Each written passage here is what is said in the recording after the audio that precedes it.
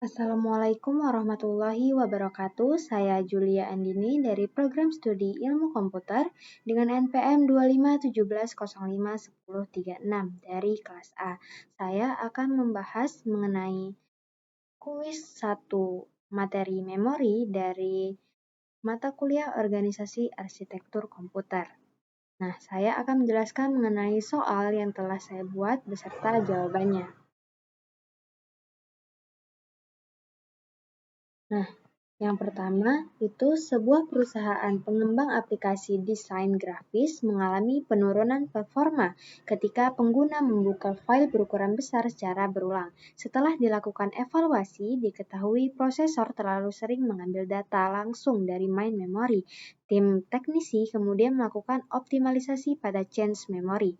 Dari kondisi tersebut, faktor yang menunjukkan bahwa change memory berhasil meningkatkan performa sistem adalah yang pertama itu kapasitas change selalu lebih besar dibandingkan main memory. Nah, pernyataan ini salah karena change kapasitasnya itu justru lebih kecil daripada main memory.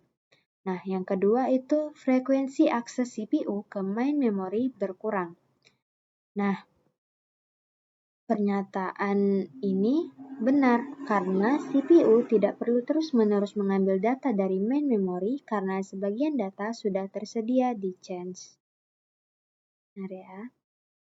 Lalu, seluruh data pada main memory dipindahkan ke change secara permanen. Pernyataan ini salah karena change itu tidak menyimpan seluruh isi main memory, hanya data tertentu yang sering digunakan. Lalu, yang keempat itu waktu akses data oleh CPU menjadi lebih singkat. Pernyataan ini benar karena akses data menjadi lebih cepat sehingga performa aplikasi meningkat. Kemudian, data yang sering digunakan dapat diakses lebih cepat oleh prosesor.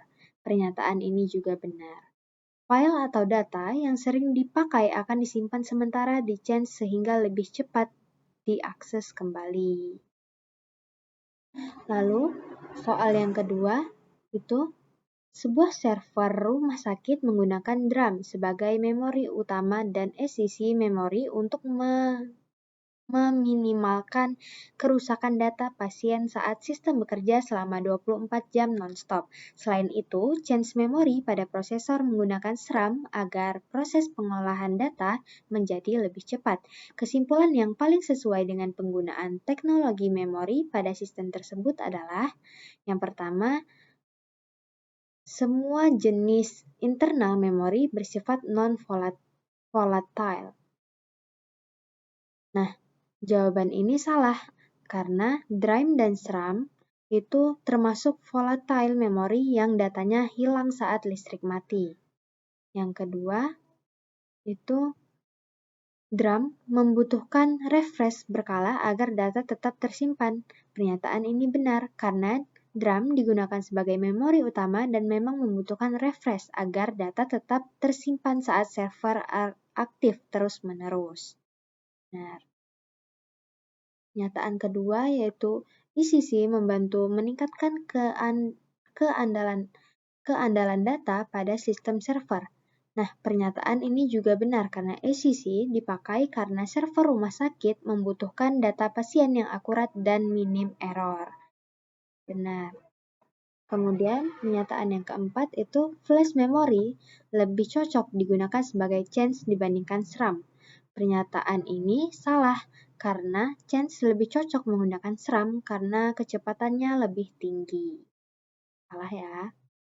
Kemudian, yang terakhir itu SRAM dipilih untuk change karena memiliki kecepatan akses tinggi. Nah, seperti penjelasan tadi, maka pernyataan ini benar. Karena SRAM digunakan pada change itu karena aksesnya sangat cepat sehingga mempercepat pengolahan data pasien. Kemudian, soal yang terakhir. Sebuah perusahaan penyediaan layanan cloud menyimpan sistem operasi pada SSD, sedangkan data cadangan perusahaan disimpan menggunakan RAID. dan magnetic type. Nah, strategi tersebut dipilih untuk menjaga kecepatan akses sekaligus keamanan data jangka panjang. Berdasarkan penggunaan media penyimpanan tersebut, dapat disimpulkan bahwa yang pertama, SSD cocok digunakan untuk mempercepat proses booting dan akses aplikasi. Nah, pernyataan ini benar karena SSD dipilih untuk sistem operasi karena proses booting dan akses aplikasinya lebih cepat. Kemudian, pernyataan kedua itu write dapat membantu menjaga ketersediaan data ketika salah satu disk rusak. Nah, pernyataan ini juga benar. Write membantu menjaga data tetap tersedia walaupun ada disk yang rusak. Kemudian, pernyataan yang ketiga itu magnetic type. Masih digunakan karena efektif untuk backup arsip jangka panjang. Pernyataan ini juga benar karena magnetic type digunakan untuk backup jangka panjang karena kapasitas besar dan biaya lebih murah. Tadi benar. Ini benar. Ini benar. Kemudian